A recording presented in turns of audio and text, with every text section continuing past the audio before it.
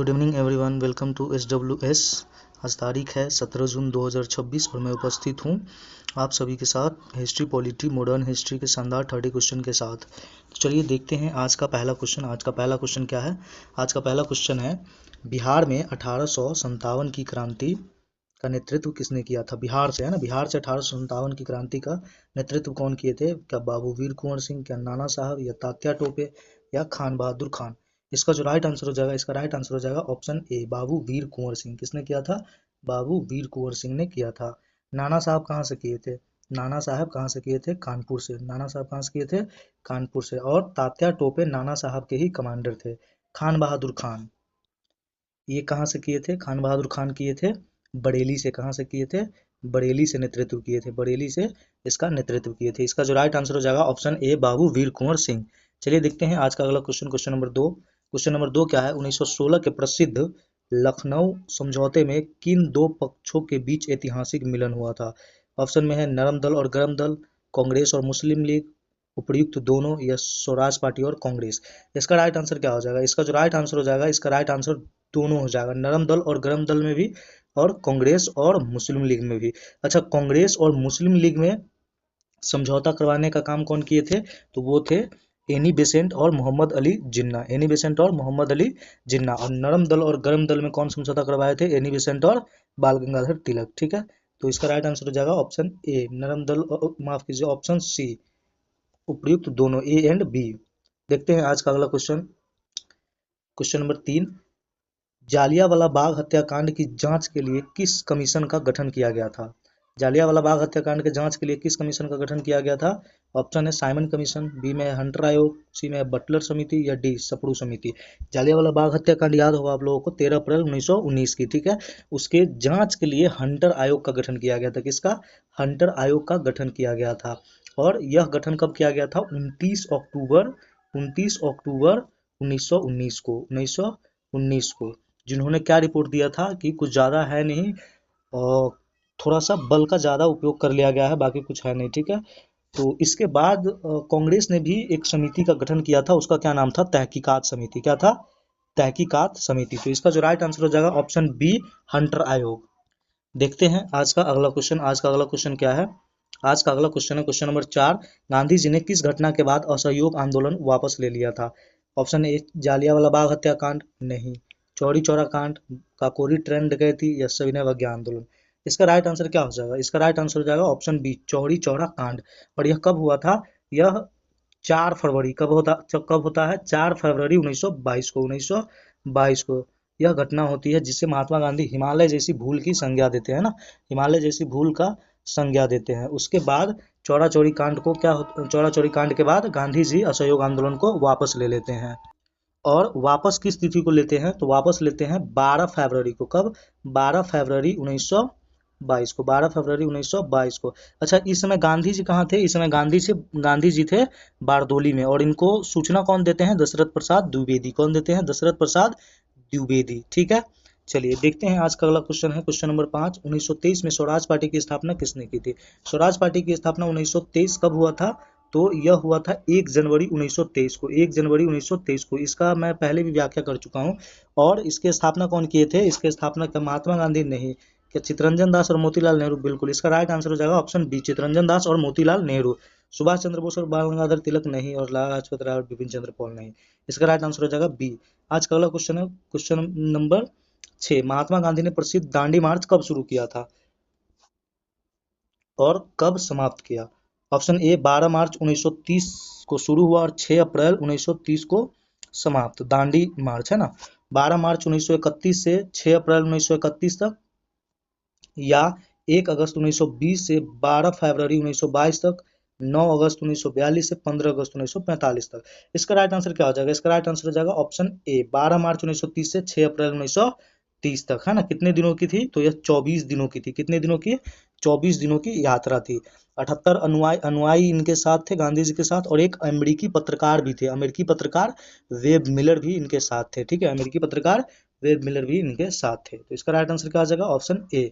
आज का अगला क्वेश्चन है क्वेश्चन नंबर 7। तीनों गोलमेज सम्मेलन में भाग लेने वाले एकमात्र भारतीय नेता कौन थे? ऑप्शन देखिएगा, महात्मा गांधी, बी में है जवाहरलाल नेहरू, सी में है बी आर अम्बेडकर या डी मदन मोहन मालवीय। इसका राइट आंसर क्या हो जाएगा? इसका जो राइट आंसर हो जाएगा option C doctor Bhimrao Ambedkar. और इनके साथ एक और व्यक्ति थे जिन्होंने तीनों गोलमेज सम्मेलन में भाग लिया था, वो थे तेज बहादुर सप्रू। कौन थे? तेज बहादुर सप्रू। महात्मा गांधी कांग्रेस की तरफ से द्वितीय गोलमेज सम्मेलन में भाग लेते हैं। ठीक है, चलिए देखते हैं आज का अगला क्वेश्चन, क्वेश्चन नंबर 8। 1932 में महात्मा गांधी और डॉक्टर अंबेडकर के बीच कौन सा ऐतिहासिक समझौता हुआ था? Option A Lucknow pact, B में है पूना पैक्ट, सी में गांधी इरविन समझौता, डी दिल्ली घोषणा पत्र। इसका राइट आंसर क्या हो जाएगा? इसका राइट आंसर हो जाएगा ऑप्शन बी पूना पैक्ट। यह क्यों हुआ था? क्योंकि 16 अगस्त 1932 को कम्युनल अवार्ड आता है, जिसके बाद 19 अगस्त 1932 को महात्मा गांधी जी ने अल्टीमेटम दिया था कि अगर इस सांप्रदायिक पंचायत को वापस नहीं लिया गया तो हम आमरण अनशन करेंगे 1 महीने के भीतर, अगर इसे वापस नहीं लिया गया तो। जिसके बाद इसका कोई असर नहीं पड़ता है और यह वापस नहीं लिया गया। जिसके बाद क्या होता है, 20 सितंबर 1932 को 20 सितंबर 1932 को गांधी जी आमरण अनशन पर बैठ गए। जिसके बाद 24 सितंबर 1932 को गांधी जी और डॉक्टर भीमराव अंबेडकर के बीच यह पूना पैक्ट संपन्न हुआ। ठीक है, और इसमें एक चीज और ध्यान रखिएगा, इससे बहुत सारे क्वेश्चन बनते हैं, जिसमें एक क्वेश्चन इस प्रकार है कि पूना पैक्ट में गांधी जी की ओर से किसने साइन किया था? तो वो थे मदन मोहन मालवीय। कौन थे? मदन मोहन मालवीय। चलिए देखते हैं आज का अगला क्वेश्चन, क्वेश्चन नंबर 9। करो या मरो, डू और डाई और भारत छोड़ो का नारा गांधी जी ने किस आंदोलन के दौरान दिया था? है ना, करो या मरो, करो या मरो। ठीक है, तो यह कौन सा था? तो ऑप्शन सी भारत छोड़ो आंदोलन। कब का है? भारत छोड़ो आंदोलन। डू और डाई किसने दिया था? महात्मा गांधी ने। अच्छा, भारत छोड़ो का यह किसने लिखा था? यह थे यूसुफ मेहर अली ने लिखा था। ठीक है, और जिसे लोकप्रियता दी थी महात्मा गांधी ने। ठीक है, उसके बाद देखते हैं आज का अगला क्वेश्चन, क्वेश्चन नंबर 10। ब्रिटिश सरकार द्वारा भारत को स्वतंत्रता देने के लिए भेजी गई अंतिम योजना कौन सी थी? Option A Cripps mission. नहीं, क्रिप्स मिशन 1942 में आया था, अगस्त 1942 में। बेबल योजना 1945। नहीं। Cabinet mission. नहीं। अंतिम जो योजना थी वो था माउंटबेटन योजना, और यह कब आया था? 3 जून 1947 को। 3 जून 1947 को। इसे इसलिए 3 जून की योजना भी कही जाती है। कैबिनेट मिशन 1946 है ना। कैबिनेट मिशन कब आया था? 1946 में। कैबिनेट मिशन जब आया था ना भारत, इसमें पाकिस्तान को अलग बनाने का कोई प्रावधान ही नहीं था। पाकिस्तान को अलग बनाने का कोई प्रावधान ही नहीं था, लेकिन मुस्लिम लीग बस अपने मांग पे अडिग रहा है ना कि हमें पाकिस्तान चाहिए। जिसके बाद कैबिनेट मिशन ने इन्हें साफ रूप से मना कर दिया था। उसके बाद एक डेट आता है, एक काला दिन समझिए उसे, 16 अगस्त 1946 को, है ना। 16 अगस्त 1946। इस दिन क्या होता है? प्रत्यक्ष कार्यवाही दिवस मनाया जाता है, डायरेक्ट एक्शन डे। जिस समय बंगाल में एक जगह पड़ता है नुआखाली, है ना, बंगाल में एक जगह पड़ता है नुआखाली, जहां लाखों हिंदुओं को मार काट दिया गया, हजारों घर को बेघर कर दिया गया, खून की नदियां बह गई थी, है ना। जिसके बाद माउंटबेटन प्लान आता है, और ये माउंटबेटन प्लान भी जवाहरलाल नेहरू जी और पटेल जी के कहने पर ही आता है ना। जिसके बाद पाकिस्तान को अलग कर दिया जाता है। देखते हैं आज का अगला क्वेश्चन, क्वेश्चन नंबर 12। भारत का कुल क्षेत्रफल विश्व के कुल भौगोलिक क्षेत्रफल का कितना है? भारत का कुल क्षेत्रफल विश्व के कुल क्षेत्रफल भौगोलिक क्षेत्रफल का कितना प्रतिशत है? ऑप्शन ए 2.4%, बी में 3.2%, सी में 4.8% और डी में है 1.8%। इसका राइट आंसर क्या हो जाएगा? सबसे पहले समझिए भारत का क्षेत्रफल कितना है। भारत का क्षेत्रफल है 32,87,263 किलोमीटर स्क्वायर। ठीक है, भारत का कितना है?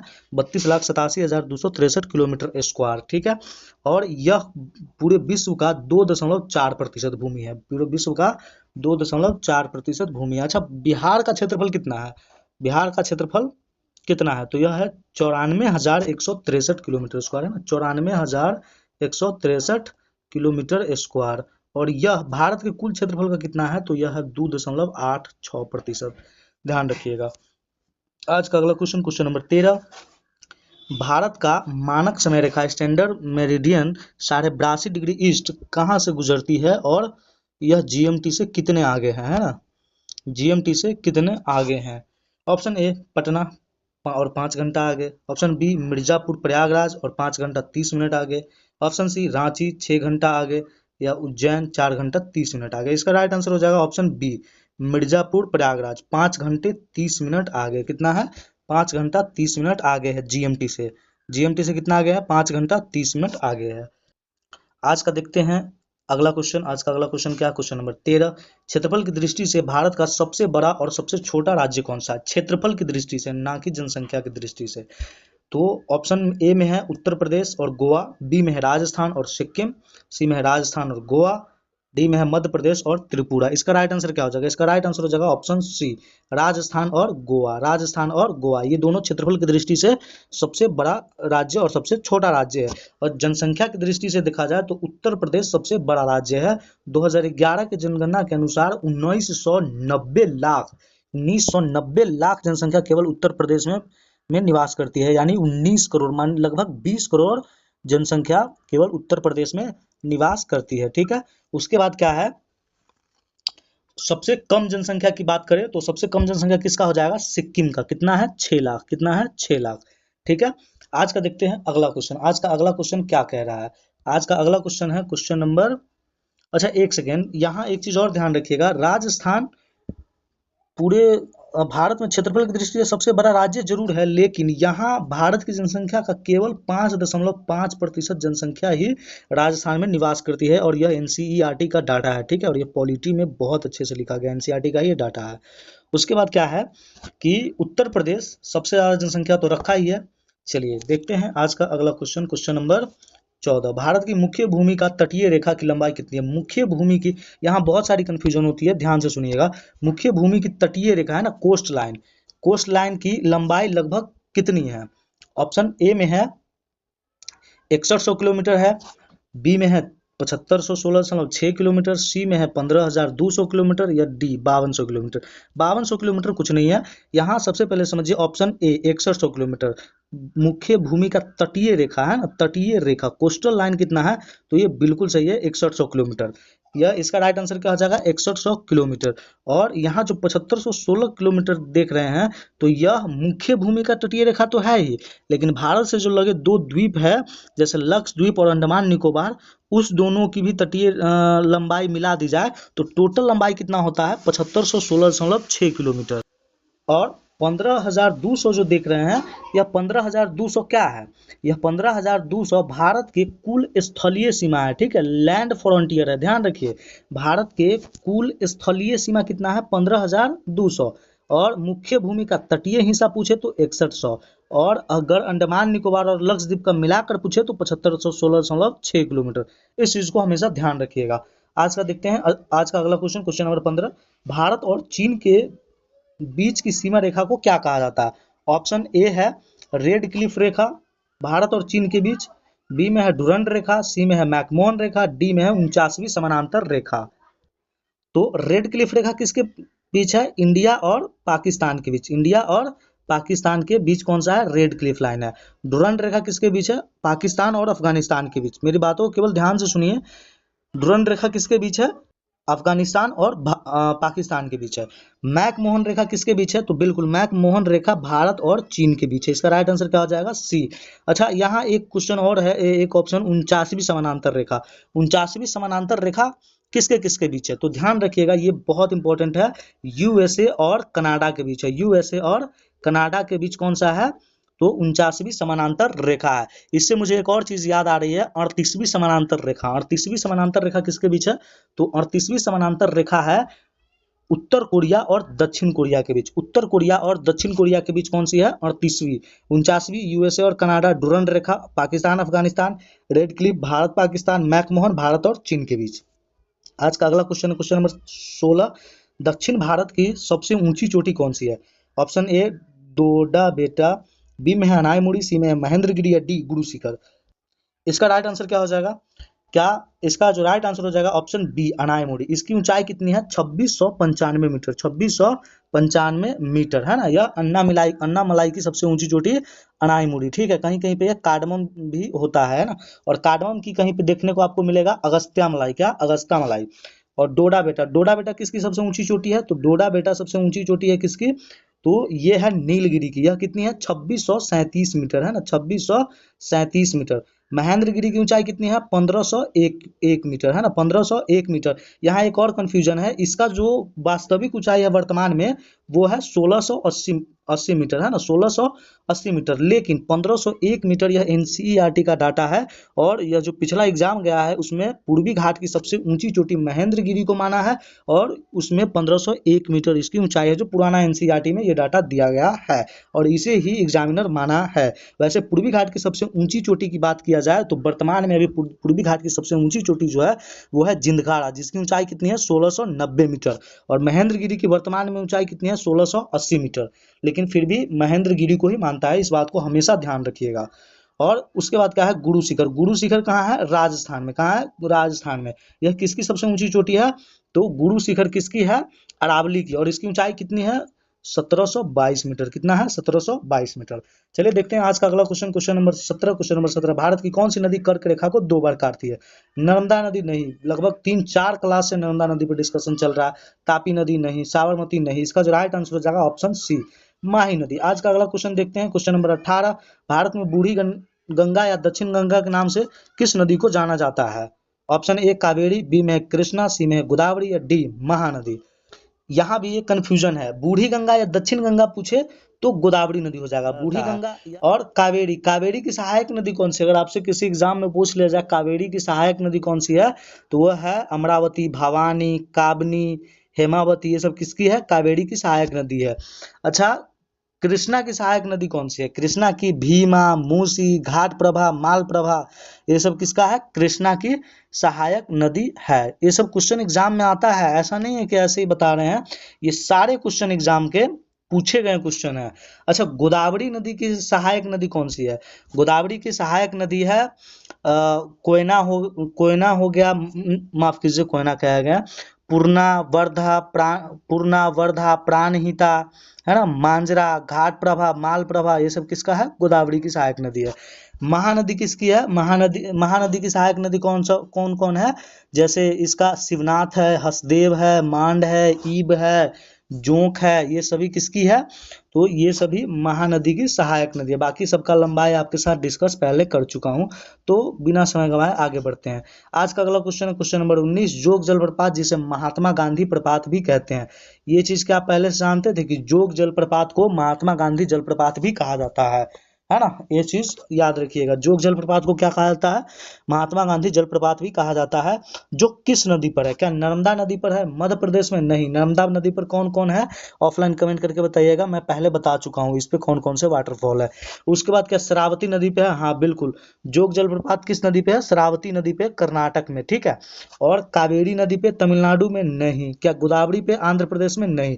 कर्नाटक में ही भारत का सबसे ऊंचा जलप्रपात कुंचिकल जलप्रपात जो वराही नदी पर है, वो कहाँ है, कर्नाटक में ही स्थित है, और इसकी ऊंचाई कितनी है, 455 मीटर। लेकिन जोग जलप्रपात शरावती नदी पर, ध्यान रखिएगा। आज का अगला क्वेश्चन, क्वेश्चन नंबर 20, काजीरंगा राष्ट्रीय उद्यान, काजीरंगा नेशनल पार्क किस राज्य में है और यह किसके लिए प्रसिद्ध है। ऑप्शन ए असम एक सींग वाले गेंडे के लिए, बी गुजरात एशियाई शेर के लिए, नहीं। मध्य प्रदेश रॉयल बंगाल टाइगर, या डी उत्तराखंड कस्तूरी मृग। इसका राइट आंसर क्या हो जाएगा, असम एक सींग वाले गेंडा के लिए। काजीरंगा किसके लिए प्रसिद्ध है, तो एक सींग वाले गेंडा के लिए, और किस राज्य में है, असम में। काजीरंगा किस राज्य में है, असम में, और क्यों प्रसिद्ध है, एक सींग वाले गेंडा के लिए, ठीक है। चलिए आज का अगला क्वेश्चन है क्वेश्चन नंबर 21, भारत में सबसे पुराना तेल शोधन कारखाना कहाँ स्थित है। Option A Trombay Maharashtra, B में है जामनगर गुजरात, सी में है डिगबोई असम, या डी बरौनी। इसका राइट आंसर क्या हो जाएगा, इसका जो राइट आंसर हो जाएगा ऑप्शन सी डिगबोई। यह न केवल भारत का सबसे पुराना शोधन कारखाना है, बल्कि अभी वर्तमान में उपयोग किए जा रहे में सबसे पुराना कारखाना कोई है तो वो है डिगबोई असम। इसकी स्थापना कब हुई थी, इसकी स्थापना हुई थी 1901 ईस्वी में, है ना, 1901 ईस्वी में इसकी स्थापना की गई थी, ठीक है। और ध्यान रखिएगा, यह केवल भारत का ही सबसे पुराना तेल शोधन कारखाना नहीं है, अपितु यह पूरे दुनिया का, मेरी बातों को ध्यान से सुनिए मैं क्या कह रहा हूँ, यह पूरी दुनिया का अभी वर्तमान में उपयोग किए जाने वाले सबसे पुराना तेल शोधन कारखाना है। कौन सा, डिगबोई। कहाँ है, असम में, डिगबोई असम, डिगबोई असम, ध्यान रखिएगा। आज का अगला क्वेश्चन है क्वेश्चन नंबर 22, झारखंड के जादूगोड़ा की खानें किस खनिज के उत्खनन के लिए प्रसिद्ध है। झारखंड का जादूगोड़ा का खान किस चीज के लिए प्रसिद्ध है। ऑप्शन ए क्या कोयला के लिए, क्या लोहा के लिए, क्या यूरेनियम के लिए, क्या अभ्रक के लिए। तो इसका जो राइट आंसर हो जाएगा, इसका right answer option C uranium के लिए। ये क्वेश्चन पहले पूछा भी गया हुआ है कि जादूगोड़ा की खान किसके लिए प्रसिद्ध है, तो यूरेनियम के लिए। अच्छा, कोयला के लिए कौन सा प्रसिद्ध है? इसका सबसे अधिक उत्पादन कहीं पे होता है तो वो है झरिया, झारखंड से, ठीक है। और अगर लौह अयस्क की बात करें तो लौह अयस्क का सबसे ज्यादा बैलाडीला, कहाँ? बैलाडीला छत्तीसगढ़, कहाँ? बैलाडीला छत्तीसगढ़। और अभ्रक की बात करें तो कोडरमा झारखंड, कोडरमा झारखंड। देखते हैं आज का अगला क्वेश्चन, क्वेश्चन नंबर 23। कौन सा जल डमरू मध्य भारत को श्रीलंका से अलग करता है? आई थिंक ये क्वेश्चन पहले भी आया है। ऑप्शन ए मलक्का नहीं, क्या बेरिंग नहीं, क्या जिब्राल्टर नहीं। इसका राइट आंसर क्या आ जाएगा? ऑप्शन बी पाक जल डमरू मध्य, पाक जल डमरू मध्य, ठीक है। आज का अगला क्वेश्चन है क्वेश्चन नंबर 24। भारतीय संविधान सभा की प्रथम बैठक कब हुई थी और इसके अस्थायी अध्यक्ष कौन चुने गए थे? बताइए इसका राइट आंसर क्या हो जाएगा, आप ही बताइए। ये मैं पहले कई बार पढ़ा चुका हूँ। क्या 9 दिसंबर 1946 और इसके अस्थायी अध्यक्ष सच्चिदानंद सिन्हा थे? 11 दिसंबर 1946 क्या अस्थायी अध्यक्ष राजेंद्र प्रसाद थे? 26 नवंबर 1949 का बी.एन. राव जी थे? या 26 नवंबर 19 माफ कीजिए 26 जनवरी 1950 जवाहरलाल नेहरू? इसका जो राइट आंसर हो जाएगा ऑप्शन ए 9 दिसंबर 1946 डॉक्टर सच्चिदानंद सिन्हा अस्थायी अध्यक्ष बनाया गया। उसके बाद 11 दिसंबर 1946 डॉक्टर राजेंद्र प्रसाद जी स्थायी अध्यक्ष के रूप में बने थे। उसके बाद 13 दिसंबर 1946 को तीसरी बैठक जवाहरलाल नेहरू की अध्यक्षता में आयोजित की गई, जिसमें उद्देश्य प्रस्ताव है ना, उद्देश्य प्रस्ताव को पेश किया गया था, जिसे स्वीकृति कब मिली थी या पारित कब हुई थी?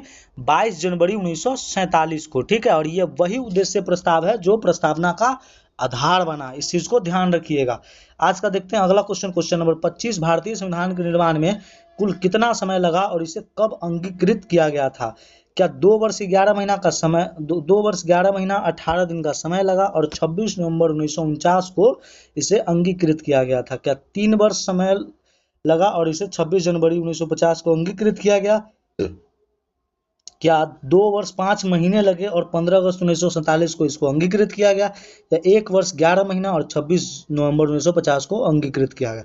इसका राइट आंसर ऑप्शन ए, हम लोग बचपन से पढ़ते आ रहे हैं कि संविधान बनाने में कितना समय लगा था? 2 वर्ष 11 माह और 18 दिन का। और अंगीकृत कब किया गया था? 26 नवंबर 1949 ईस्वी को। अच्छा, इसे कहीं कहीं पे एग्जाम में हिंदी में भी इसका तिथि पूछ लिया जाता है, ध्यान रखिएगा। मिति मार्ग शुक्ल सप्तमी, है ना, मिति मार्ग शुक्ल सप्तमी विक्रम संवत 2006, है ना, विक्रम संवत 2006 को एतर द्वारा, इस तरह से आपको हिंदी में भी आ सकता है, विक्रम संवत 2006। चलिए आज का, तो इसका राइट आंसर क्या हो जाएगा? इसका राइट आंसर हो जाएगा ऑप्शन ए 2 वर्ष 11 माह और 18 दिन का समय लगा था। आज का अगला क्वेश्चन है क्वेश्चन नंबर 26। समय को देखते हुए थोड़ा सा फास्ट चलते हैं क्योंकि लास्ट स्लाइड में रिवीजन भी करना होता है। आज का अगला क्वेश्चन है क्वेश्चन नंबर 26। भारतीय संविधान में मौलिक अधिकार, फंडामेंटल राइट्स और न्यायिक पुनरावलोकन किस देश के संविधान से लिए गए हैं? कितना व्याख्या किया हूँ इस पे क्या कुछ सोचना है? इसका सीधे राइट आंसर मारिए ऑप्शन बी संयुक्त राज्य अमेरिका, यूएसए से। किससे? यूएसए से। ब्रिटेन से क्या लिया गया है? यूएसएसआर से क्या लिया गया है? आयरलैंड से क्या लिया गया है? इसे आप ऑफलाइन कमेंट करके जरूर बताइएगा। और मैं जितने क्वेश्चन आपको कहता हूं ना कि ऑफलाइन कमेंट करके बताइएगा, ऐसा नहीं है कि आपसे मेहनत करवाना चाहते हैं, बल्कि आपको मकसद ये है कि आपको सभी चीजें जो आप पीछे पढ़ रहे हैं क्या आपको याद है।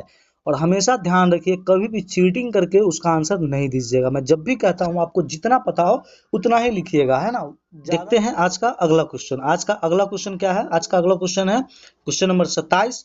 वर्तमान में भारतीय संविधान में कुल कितने भाग, वर्तमान में पूछ रहा है कितने भाग, कितने अनुसूची और कितने मूल अधिकार है?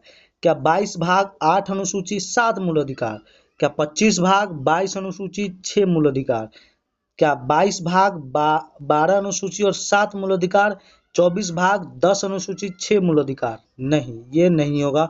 22 भाग, 12 अनुसूची, 7 मूल अधिकार नहीं। 7 तो ये किसमें था? ये पहले था, है ना, जिसे हटा दिया गया था 44वां संविधान संशोधन द्वारा। एक को ध्यान कीजिए, संपत्ति का अधिकार को वैधानिक अधिकार या कानूनी अधिकार बना दिया गया था। ऑप्शन ए है 22 भाग है बिल्कुल। 8 अनुसूची है? नहीं, 8 अनुसूची ये पहले थी, है ना, जब संविधान बना था। तो अब एक ही ऑप्शन बच जाता है, वो ऑप्शन क्या है हमारा? वो ऑप्शन है बी, 25 भाग, 12 अनुसूची और 6 मूल अधिकार। एक चीज यहाँ पर ध्यान रखिएगा, यहाँ जो आंसर हम लोग लगा रहे हैं ना वो ऑप्शन के अकॉर्डिंग लगा रहे हैं, क्योंकि 25 भाग जो है अभी भी क्रम के अनुसार यानी गिनती के अनुसार हमें 25 भाग पुर जाते हैं, लेकिन क्रम के अनुसार अभी भी 22 भाग ही पुरते हैं। ठीक है, कितने? 22 भाग ही पुरते हैं। तो इसका राइट आंसर क्या आ जाएगा? Option B. ऑप्शन के अनुसार हम लोग आंसर लगाए हैं। आज का अगला क्वेश्चन है क्वेश्चन नंबर 28। भारतीय संविधान का कौन सा अनुच्छेद ग्राम पंचायतों के गठन का निर्देश देता है? ऑप्शन ए अनुच्छेद 39 नहीं। क्या अनुच्छेद 44? ये क्या है? यूसीसी। अनुच्छेद 48 नहीं है, कृषि और पशुपालन। उसके बाद क्या है? इसका राइट आंसर क्या हो जाएगा? ऑप्शन बी अनुच्छेद 40। यह डीपीएसपी का भाग है ना, इसका डीपीएसपी का आर्टिकल 40। आज का अगला क्वेश्चन है क्वेश्चन नंबर 29। संसद के दोनों सदनों लोकसभा और राज्यसभा की संयुक्त बैठक ज्वाइंट सेशन कौन बुलाता है? ज्वाइंट सेशन कौन बुलाता है? ऑप्शन ए राष्ट्रपति बुलाता है और इसकी अध्यक्षता प्रधानमंत्री जी करते हैं। बिल्कुल नहीं। उपराष्ट्रपति बुलाता है, लोकसभा अध्यक्ष इसकी अध्यक्षता करते नहीं। लोकसभा अध्यक्ष बुलाते नहीं, राष्ट्रपति बुलाते हैं और लोकसभा अध्यक्ष इसकी अध्यक्षता करते हैं। बिल्कुल, इसका राइट आंसर क्या हो जाएगा? Option B. और ज्वाइंट सेशन का प्रावधान किस अनुच्छेद में है? आर्टिकल 108 में। आर्टिकल 108 में ज्वाइंट सेशन का प्रावधान है। 108 में ज्वाइंट सेशन का प्रावधान है। अच्छा, इससे यहाँ पे कुछ और भी इंपॉर्टेंट आर्टिकल है, जैसे 109। 109 क्या है? धन विधेयक के संबंध में क्या है? 109 यानी धन विधेयक का आर्टिकल कौन सा है? 109। अनुच्छेद 110 में क्या है? धन विधेयक की परिभाषा। 111 में क्या है? संसद द्वारा पारित विधेयक राष्ट्रपति की अनुमति से संबंधित है ना, राष्ट्रपति के अनुमति से संबंधित। और 112 में क्या है? वार्षिक वित्तीय विवरण, यानी जिसे आप बजट कहते हैं। बजट का उल्लेख मूल संविधान में नहीं किया गया है। बजट का उल्लेख किस में किया गया है? एक ही बार किया गया है, 352 में, आर्टिकल 352 में। इसका राइट आंसर क्या आ जाएगा? Option B. आज का अगला क्वेश्चन देखते हैं क्वेश्चन नंबर 30। भारत के मुख्य चुनाव आयुक्त की नियुक्ति कौन करता है और कार्यकाल कितना होता है ना? तो इसका राइट आंसर क्या हो जाएगा? क्या प्रधानमंत्री नियुक्ति करते? कार्यकाल 5 वर्ष नहीं। संसद नियुक्ति नहीं। मुख्य न्यायाधीश नियुक्ति नहीं। इसका नियुक्ति राष्ट्रपति जी करते हैं और इसका कार्यकाल 6 वर्ष या 65 वर्ष जो भी पहले हो,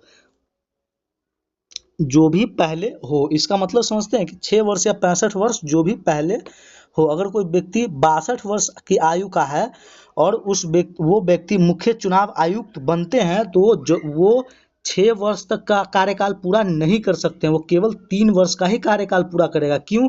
क्योंकि उनका वो अभी वर्तमान में 62 वर्ष का और 65 वर्ष की आयु अधिकतम सीमा है किसके लिए? मुख्य चुनाव आयुक्त का। ठीक है, इसका हमेशा ध्यान रखिएगा। चलिए आज का अगला क्वेश्चन देखते हैं। आज का अगला क्वेश्चन क्या है? Question number 31। भारतीय संविधान के किस अनुच्छेद के तहत वित्तीय आपातकाल लगाया जाता? अच्छा, एक चीज बताइएगा, आपसे एक क्वेश्चन पूछते हैं, भारत के प्रथम मुख्य चुनाव आयुक्त कौन थे और वर्तमान में मुख्य चुनाव आयुक्त कौन है?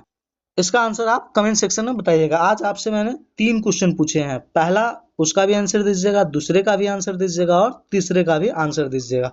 तीसरा क्वेश्चन तो आसान ही है, आप 1 सेकेंड में इसका आंसर दे देंगे क्योंकि पहले पढ़ चुके होंगे निश्चित ही। आज का अगला क्वेश्चन है क्वेश्चन नंबर 31। भारतीय संविधान के किस अनुच्छेद के तहत वित्तीय आपातकाल लगाया जाता है और भारत में कितनी बार लगा है? ऑप्शन ए अनुच्छेद 352 के तहत 3 बार लगा, अनुच्छेद 356 के तहत सबसे अधिक बार। उसके बाद क्या है? सी अनुच्छेद 360 के तहत और 1 बार भी नहीं लगा है। अनुच्छेद डी 368 2 बार। आपको पहले नहीं पढ़ाया है? 368 क्या है? संविधान संशोधन। 356 में क्या है? राष्ट्रपति का शासन। 352 में क्या है? राष्ट्रीय आपात। और 360 में क्या है? वित्तीय आपातकाल। क्या है? वित्तीय आपातकाल। और यह भारत में 1 बार भी नहीं लगा। भारत इस मामले में भाग्यशाली रहा है कि भारत में 1 बार भी वित्तीय आपातकाल नहीं लगा है। आपसे क्वेश्चन है कि वित्तीय आपातकाल लगाने के बाद कितने महीने के अंदर संसद की मंजूरी मिल जानी चाहिए? ये क्वेश्चन पूछा जाता है, ऐसा नहीं है, इस क्वेश्चन बहुत पूछा जाता है कि वित्तीय आपातकाल को संसद से कितने महीने के अंदर मंजूरी मिल जानी चाहिए? तो 2 मंथ। कितना मंथ? 2 मंथ। अच्छा, राष्ट्रपति शासन जो 356 में है उसे कितने महीने में मिलनी चाहिए? वो भी 2 मंथ। और अनुच्छेद 352 जो राष्ट्रीय आपात है इसे 1 मंथ, इसे 1 मंथ में। ठीक है, तो आज का अगला क्वेश्चन, माफ कीजिए, ये आज का अंतिम प्रश्न था। और तो कैसा लगा आपको आज का सेशन? देखते हैं आज का रिवीजन स्लाइड जो मैंने आपसे पहले कहा था कि आपको ये सभी चीजें मैं याद करवा दूंगा। चलिए देखते हैं प्रकाशक, समाचार पत्र और वर्ष, है ना, ये किसका क्या राइट आंसर हो जाएगा। यदि आप इसे 10 दिन हाँ 10 दिन मैक्सिमम अगर आप इसको पढ़ते हैं तो ये सभी जितने आपको 20 दिख रहे हैं ना समाचार पत्र, वो सभी समाचार पत्र और प्रकाशक आपको याद हो जाएंगे। बस मेरी बातों को केवल ध्यान से सुनिएगा, हमेशा कंसंट्रेट रहिए, आपको सब कुछ याद हो जाएगा। जैसे कल आपको ये स्लाइड दिखाया तो निश्चित ही है कि आप कुछ ना कुछ तो जरूर सीखे होंगे। तो चलिए देखते हैं आज का पहला संवाद कौमुदी। संवाद कौमुदी समाचार पत्र किनकी है? राजाराम मोहन राय की। कब की है? 1821 में प्रकाशित हुई थी। मिरातुल अखबार, ये भी राजाराम मोहन राय, 1822 में। इसको आप कैसे याद रख सकते हैं? इसको आप याद रख सकते हैं कि संवाद कौमुदी और मिरातुल अखबार, संवाद कौमुदी और मिरातुल अखबार, संवाद कौमुदी और मिरातुल अखबार किनकी है? राजाराम मोहन राय की। कब की? 1821-22 की, 1821-22 की। संवाद कौमुदी और मिरातुल अखबार किसकी है? राजाराम मोहन राय, 1821-22। इसको आप ऐसे याद रख सकते हैं। और उसके बाद क्या है? बंगाल गजट। बंगाल गजट किसकी है? जेम्स ऑगस्टस हिक्की की। कब प्रकाशित हुआ था? 1780 में। हिंदू पैट्रियाट, ये किसका है? हरिश्चंद्र मुखर्जी का। कब का? 1853। और स्थान पूछे तो कलकत्ता। और अधिकतर जो स्थान होगा ना, अगर आपको याद ना हो तो कोलकाता लगा दीजिएगा, क्योंकि लगभग कोलकाता है। याद कीजिए 1905 विभाजन का कारण एक यह भी था कि बंगाल जो है क्रांतिकारियों का गढ़ हुआ करता था, इसलिए अधिकतर अगर कोई चीज का आंसर आपको ना पता हो तो आप कलकत्ता लगा सकते हैं। चलिए देखते हैं उसके बाद क्या है। अमृत बाजार पत्रिका शिशिर कुमार घोष की। कब की है? 1868, 1868, ठीक है। उसके बाद क्या है? इंडियन, यहाँ इसके जगह पर एक चीज और याद रखिएगा, अमृत बाजार पत्रिका 1868 की जगह पर 1875 भी लिखा हुआ आता है। इसके पीछे कारण है 1875 में इन्होंने इंडिया लीग की स्थापना की थी और इनका पत्रिका है अमृत बाजार पत्रिका, इसलिए 1875 भी कभी कभी लोग लिख देते हैं, तो ध्यान रखिएगा। उसके बाद क्या है? Indian mirror Devendra Nath Thakur, 1861। केसरी बाल गंगाधर तिलक, कब का है? 1881। मराठा, इसको भी आप याद रखिए, मराठा और केसरी किसका? तिलक जी का। और 1800 दोनों 81 में ही, और दोनों फरवरी माह में ही प्रकाशित हुआ था, याद रखिएगा, फरवरी 1881 में ही प्रकाशित हुआ था ये दोनों। उसके बाद है द हिंदू, ये किसका है? जी सुब्रमण्यम अय्यर, 1878। स्वदेश मित्रन किसका है? जी सुब्रमण्यम अय्यर, 1882, 1882। इसको भी आप कंबाइन करके याद रखिएगा, द हिंदू और स्वदेश मित्रन, द हिंदू और स्वदेश मित्रन, जी सुब्रमण्यम अय्यर, 1878, 1882। और दोनों कहाँ से? मद्रास से। उसके बाद क्या है? 11 नंबर अल हिलाल, किनका है? मौलाना अबुल कलाम आजाद। कब का है? 1912। याद कीजिए, ये आपको कल के सेशन में मैंने पढ़ाया था। 1912 में अल हिलाल जब प्रकाशित हुआ था, जिसपे प्रेस एक्ट लग गया, 1914 में बंद हो गया वो। इसके बाद मौलाना अबुल कलाम आजाद ने अल बलाग समाचार पत्र निकाले थे 1915 में, ठीक है। कॉमरेड मोहम्मद अली, है ना, मोहम्मद अली, या कहीं कहीं पे मोहम्मद जोहर अली भी लिखा आता है, 1911। Young India Mahatma Gandhi, 1919। नवजीवन महात्मा गांधी, 1919। तो यंग इंडिया और नवजीवन एक साथ ही रखिए, महात्मा गांधी 1919। प्रताप प्रताप प्रताप किनका है? गणेश शंकर विद्यार्थी, कानपुर, 1913। आजाद उस किनका है? शिवपूजन सहाय, 1920। सर्च लाइट, ये पहले भी आ चुका है क्वेश्चन, सुरेंद्र नाथ बनर्जी, 1918। भारत मित्रा बाल मुकुंद गुप्त, 1878। आपको अगर ईयर ना भी याद हो तो भी कोई बात नहीं है, बट ये समाचार पत्र किनके हैं वो ज्यादा जरूरी है। हालांकि ईयर भी महत्वपूर्ण है, लेकिन अगर आप नाम भी याद रखते हैं तो ईयर भी धीरे धीरे याद हो ही जाएगा, मैं याद करवा ही दूंगा आपको, बस भरोसा रखिए और डेली क्लास कीजिए। उसके बाद क्या है? बिहार टाइम्स छोटूलाल मिश्र की है, कहाँ? 1860 में। देश बाबूराव विष्णु पराडकर, कब का है? 1928 का। तो ये था समाचार पत्र 20, है ना, जो आपको याद करवाने का मैं डेली प्रयास करूंगा। आज दूसरा दिन है इस स्लाइड का। देखते हैं आज जो कुछ महत्वपूर्ण पुस्तक है ये भी पूछे जाते हैं ना, 2 से 3 नंबर का क्वेश्चन ये हमेशा एग्जाम में आता है। The discovery of India Jawaharlal Nehru, कब का? 1946। हिंद स्वराज महात्मा गांधी, 1909। इससे संबंधित एक कथन मैंने आपको कल बताया था, इसमें महात्मा गांधी ने ब्रिटिश शासन को क्या कहा था, आप कमेंट सेक्शन में बताइएगा। आज का चौथा क्वेश्चन आपसे पूछ लिए। चलिए उसके बाद तीसरा क्या है? India wins freedom, Maulana Abul Kalam Azad, 1947। Letters from father to daughter Jawaharlal Nehru 1928। Year अभी अगर आप नहीं भी याद रखते हैं तो कोई बात नहीं है, पहले ध्यान रखिए कि पुस्तक और उनके लेखक कौन थे, बाद में ईयर भी आप याद रख सकते हैं, क्योंकि ये जब तक याद ना हो जाए आपको तब तक इस स्लाइड को मैं नहीं हटाऊंगा। भारत में गरीबी और अंग्रेजी शासन है ना, यानी poverty and un British rule in India, दादा भाई नौरोजी, कब का? 1901। इसी में धन का बहिर्गमन सिद्धांत भी दिया था इन्होंने। हिंदुस्तान हमारा, Subhash Chandra Bose 1942। My experiment with truth, Mahatma Gandhi 1927। Hindu Sabhyata, doctor Sarvepalli Radhakrishnan. उसके बाद क्या है? The unhappy India, Lala Lajpat Rai. India, Indian war of independence, V D Savarkar 1909 में। यह लंदन इंडिया हाउस के सदस्य थे तभी ये लिखे थे ना, इंडियन वॉर ऑफ इंडिपेंडेंस 1857। उसके बाद क्या? गीता रहस्य, बाल गंगाधर तिलक। कहाँ लिखे थे? मांडले जेल में 1915 में। उसके बाद क्या है? An an an introduction to the study of history, R G Bhandarkar. An introduction to the study of history, R G Bhandarkar 1917। राष्ट्र की कहानी है ना, story of the nation, sir E B. Havell 1900। The future of politics in India, Annie Besant 1918। What India can teach us, Romain रोला 1924। है ना, towards freedom, Jawaharlal Nehru 1936। Criminal tribe act study, B R. Ambedkar 1921। The rise and fall of the British empire, lord Acton 1883। Who rules India, sir Syed Ahmad Khan 1885। Bihar का इतिहास, doctor Rajendra Prasad Singh 1957। तो आज का था ये क्लास, कैसा लगा आप सभी को बता करके जाइएगा, और अगर आपको अच्छा लग रहा है, थोड़े से भी अच्छे लग रहे हैं तो लाइक शेयर कमेंट जरूर कीजिएगा, है ना, दोस्तों में शेयर कीजिएगा। एक कंटेंट को बनाने में कम से कम 2 से ढाई घंटे के समय लगते हैं, तो अगर आप थोड़े से आपके सपोर्ट से मुझे बहुत प्रसन्नता होती है। तो चलिए आज का सेशन यहीं समाप्त करते हैं। Thanks for watching.